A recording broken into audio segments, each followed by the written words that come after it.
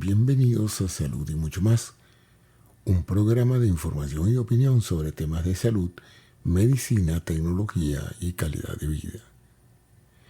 Mi nombre es José Antonio Cisneros y en cada programa estaré presentando los aspectos más relevantes en el campo de la salud.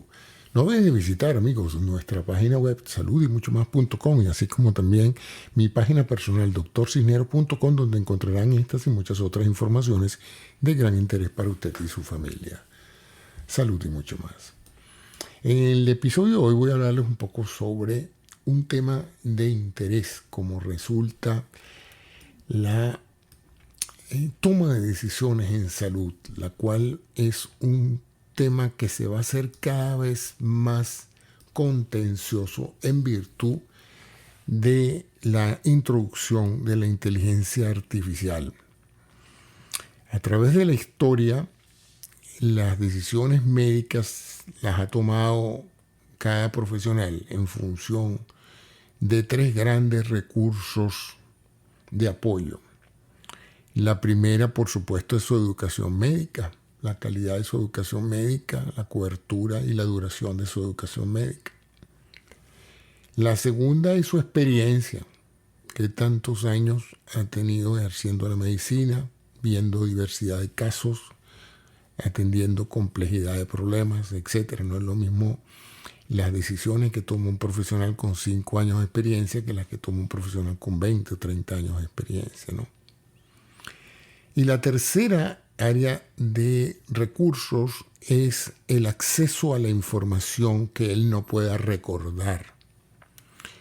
El acceso a la información que él no pueda recordar es la disponibilidad de tener libros de texto, libros de referencia. Ahora más modernamente, pues el acceso a Internet para buscar con precisión la dosificación de una medicina, para buscar lo que se llama el diagnóstico diferencial, y ya hablaremos un poquito más de eso. De tal manera que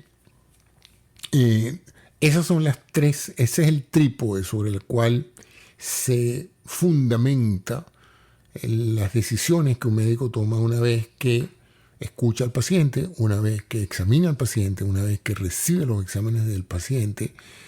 El médico pues utiliza esa vasta fuente de conocimientos para tomar las decisiones que haya que tomar, sea la prescripción de una medicina, sea la indicación de un estudio, o sea la decisión de hospitalizar o no al paciente, o el tipo de cirugía que va a practicar.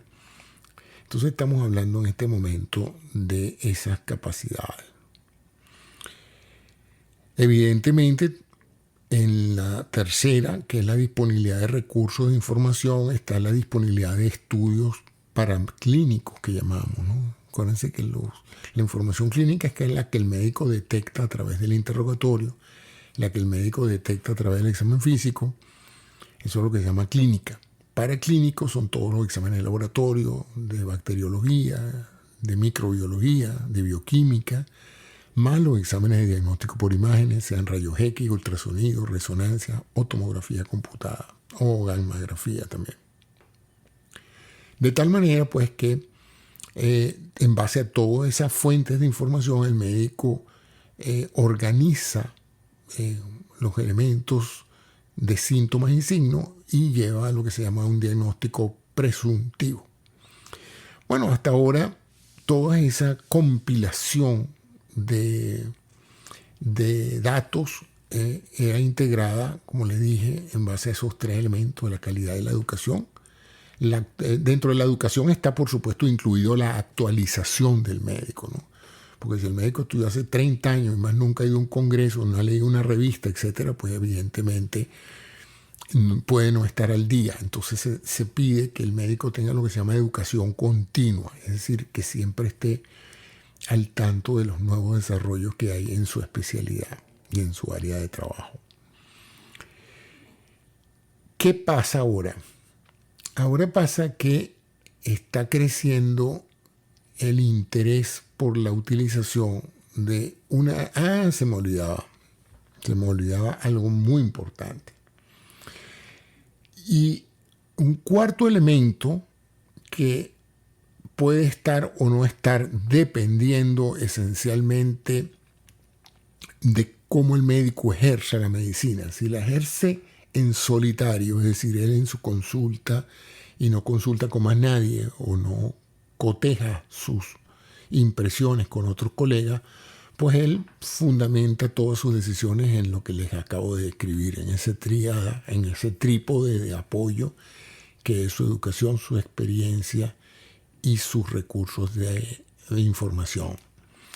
Pero si él está en un grupo clínico donde él puede trabajar en equipo, él podría entonces también apelar a las opiniones y a los criterios de otros colegas que pudieran en un momento dado darle soporte, ¿verdad?, a sus decisiones, ampliarlas, cotejarlas, verificarlas, etc. Es muy común que los médicos se reúnan y se compartan información y uno puede en un momento dado preguntarle a un colega, mira, tengo un caso así, asado, ¿tú has tenido algo similar en el pasado? ¿Cómo lo has tratado? ¿Qué crees tú que puede hacer lo que este paciente tiene? Ese tipo de preguntas son muy importantes. Hay médicos que les gusta trabajar en equipos multidisciplinarios o equipos de la misma disciplina, y hay otros que prefieren trabajar solos. Pues.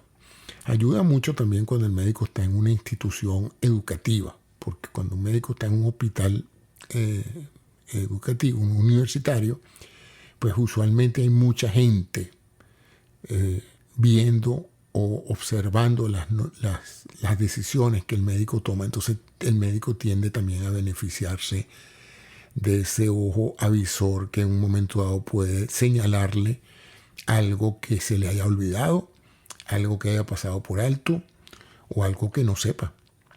Entonces eso es muy importante. Pero ahora está por entrar en los próximos años y ya vemos que los ejemplos abundan y todo el mundo está como loco tratando de ver cómo van a manejar el papel que va a ocupar la inteligencia artificial en la atención de la salud. Y en el caso específico de esta charla de hoy es sobre el tema de la toma de decisiones, ¿no? Que en un momento dado un médico pueda acudir ya no al internet, ya no al doctor Google, sino acudir a una inteligencia artificial, a un chatbot de estos tipo ChatGPT o Cloud o cualquiera de ellos, sobre todo que esté especializado en el área de la salud o que lo invoque apelando a exigirle al sistema que se comporte como un médico de determinada experiencia en determinada especialidad y que pueda hacerle consultas de la misma manera en que el médico consulta un libro o consulta a un colega o trata lo posible de buscar una guía para recordar algo que puede ser importante a la hora de tomar la decisión. Ahora pueda acudir a la inteligencia artificial. Por ahora, la mayoría de los colegas están siendo muy cautelosos con la información que les responden estos lenguajes, estos procesadores de lenguaje generativo, ¿no? Están siendo cautelosos porque se han detectado una que otra falla en la lógica o en la información ofrecida. Pero como están aprendiendo tan rápido, es muy factible pensar que en muy poco tiempo vamos a tener excelentes sistemas de inteligencia artificial especializados en el área de la salud. Y eso va a crear, a mi juicio, dos factores positivos y dos factores negativos. El primer factor positivo es que le va a ampliar aún más al médico la precisión diagnóstica, porque le va a ofrecer un abanico de opciones que a lo mejor el médico, por no manejarlas a diario, no las recuerda. Y la posibilidad de chatear, o sea, de hacer repreguntas sobre la respuesta ofrecida, es como tener literalmente un copiloto o un asistente al lado que se lo sabe todo y a lo cual se le puede preguntar una y otra vez para ir aclarando mejor las situaciones. Uno puede preguntarle sobre referencias, sobre estadísticas, sobre listas de chequeo que son muy importantes, la secuencia exacta de pasos que hay que hacer para manejar un caso u otro, las dosificaciones de fármacos, las contraindicaciones de ciertos fármacos, los conflictos que puede haber en la combinación de dos o más fármacos. Todo eso se le puede preguntar a estos sistemas de inteligencia artificial y ellos pues van a darnos un apoyo adicional. Después de todo, ellos han sido entrenados con información del sector salud. Entonces eso es positivo y eso le ofrece al paciente la garantía de que cuando el doctor está tomando las decisiones, la está tomando con una abundancia de información exhaustiva y verídica, ¿no? O sea, verificada, porque incluso uno puede exigirle al sistema de inteligencia artificial las referencias exactas de dónde está dándonos los datos. Eso ahorra tiempo, da mucho más eficacia, etc. Esa es la parte positiva. Entonces le da más confianza al médico, le da más confianza al paciente y eso se debe traducir en decisiones mejor tomadas con mayor abundancia de información. Incluso el sistema de inteligencia artificial puede solicitarle al médico que pregunte o que indague otros elementos que a lo mejor el médico había pasado por alto por no manejar ese caso o ese tipo de casos con frecuencia. Eso es positivo. Y eso va a elevar sobre todo no la calidad de los muy buenos médicos. A lo mejor los muy buenos médicos o muy especializados, ellos saben eso de memoria, ¿no? Pero todos aquellos muchachos que se están formando, aquellos muchachos que no manejan ciertas patologías con frecuencia, se van a ver beneficiados literalmente de tener un experto en medicina al lado para consultar cualquier cosa, ¿no? Y eso en esta etapa. Más adelante tendremos sistemas de inteligencia mucho más comprensivos que reciban directamente la data del paciente, reciban las informaciones que el cliente vierta antes de la consulta en el sistema de inteligencia artificial. O sea, el paciente va a tener una conversación con el asistente inteligente artificial del médico, de manera que cuando el paciente venga a ver al médico, ya el médico también ha tenido una conversación con el agente de inteligencia artificial que escuchó o recibió la respuesta del paciente y va a tener toda esa información mejor organizada. Eso le va a reducir bastante tiempo al doctor para no tener que repreguntar cosas que ya se preguntaron y, como digo, pues en una forma más exhaustiva, más sistemática, más completa y más precisa, pues. Esa es la parte positiva. Ahora voy con las dos partes negativas. La primera, que el médico se vuelva flojo y como el sistema aporta suficiente información, caiga en la tentación de pedirle al sistema que sugiera las decisiones y que confíe en esas decisiones. Porque uno puede pedirle al sistema de inteligencia artificial, mira, ¿qué harías tú? ¿Qué recomendarías tú? ¿Qué fármaco recomendarías tú? ¿Qué estudio adicional recomendarías tú? Eso sería legítimo, pues eso es lo mismo que uno haría con cualquier colega que estuviera sentado al lado de uno. El problema viene es cuando uno empieza a confiar más en el sistema que en uno mismo, o uno pierde la capacidad de integrar la información mental, que es lo que hacemos ahorita por razones de necesidad, y empecemos a depender cada vez más, una suerte de flojera mental, de dejar que sea la inteligencia artificial la que nos sugiere todo, la que nos hace la recomendación de los fármacos, de los estudios, la que nos da las impresiones. Y cuidado si la que se va a terminar comunicando con el paciente y dándole las indicaciones en forma más precisa, ahorrándonos mucho tiempo, pero de una u otra manera haciendo que no tengamos que pensar mucho en el caso, sino que confiemos mucho en el sistema artificial. Eso es uno de los problemas. Y eventualmente, a medida que vayamos poco a poco perdiendo ese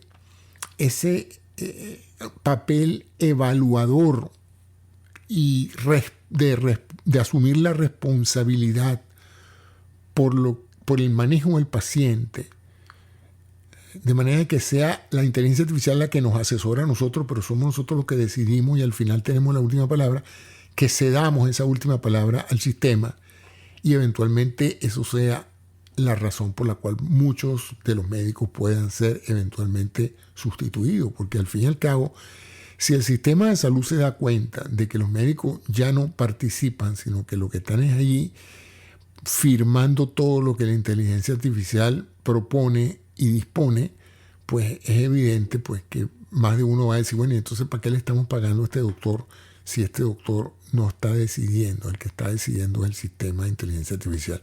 Un poco lo que está pasando en otras áreas del conocimiento, ¿no? Los pilotos, pues en muchos casos van eventualmente a ser sustituidos, los conductores de camiones, los conductores de carro. ¿Por qué? Porque, bueno, prácticamente la inteligencia artificial va a agarrar tanta competencia y tanta seguridad y tanta confiabilidad que va a reemplazar al promedio de la mayoría de los profesionales que estén en eso. Si estos profesionales no utilizan la inteligencia artificial para mejorarse, sino para descargar responsabilidades y eventualmente atrofiarse. Entonces, bueno, eso era lo que quería decirles hoy con respecto a eso. Eso va a venir, eso es inevitable, eso no lo para nadie. Y una nueva generación de médicos que debe estar ahorita empezando su carrera va a tener que plantearse seriamente la necesidad de escoger una profesión que va a tener que sustentarse en herramientas de inteligencia artificial para poder ser competitivas en todas las áreas de la práctica médica, no solamente la clínica, sino la de laboratorio, la radiología, el diagnóstico por imágenes. Se va a ver beneficiado o sustituido en muchos aspectos por la inteligencia artificial gráfica, detectora de patrones de imágenes, los patólogos, los histopatólogos, en muchos casos, pues la parte robótica en áreas de microbiología va a ofrecer una cantidad de recursos que van, si los médicos no se reentrenan y se reubican para trabajar en conjunto con la inteligencia artificial, van eventualmente a ser desplazados. Por ahora, legalmente tienen que estar participando en el ciclo de toma de decisiones, pero la economía comanda en muchos casos. Hay una gran necesidad de capital humano, de personal humano de salud para atender la creciente población mundial que está envejeciendo y se está enfermando. Y como ustedes se podrán imaginar, pues como no hay suficientes médicos, enfermeros, etcétera, va a haber que introducir tecnología para hacer más eficiente todo el proceso y cuidados y menos costoso en muchos aspectos. Entonces ese es como yo veo el futuro en los próximos 5 a 10 años. Yo no estoy hablándole de dentro de 50 años. Cuidado si ya para el año que viene, porque este es el año 2023, este fue el año de la introducción del ChatGPT y de muchos otros modelos de lenguaje grandote, grandes, pero esto está avanzando a una velocidad tan, y las necesidades en cada uno de los sectores de la industria y del comercio y del empresariado y los servicios en general es tan grande que no tengo la menor duda de que ya para el año que viene vamos a empezar a ver efectos transformatorios importantes en el sector salud, producto de la introducción de la inteligencia artificial. Muchas gracias a ustedes por haberme escuchado. Este podcast de salud y mucho más se transmite a través de diferentes plataformas de Spotify, de Apple, muchos otros, y lo pueden escuchar como siempre en mi página web drcisneros.com. Muchas gracias a ustedes por su atención. En tu próximo episodio, donde seguiremos hablando de temas de salud, medicina, tecnología y calidad de vida. Muchas gracias.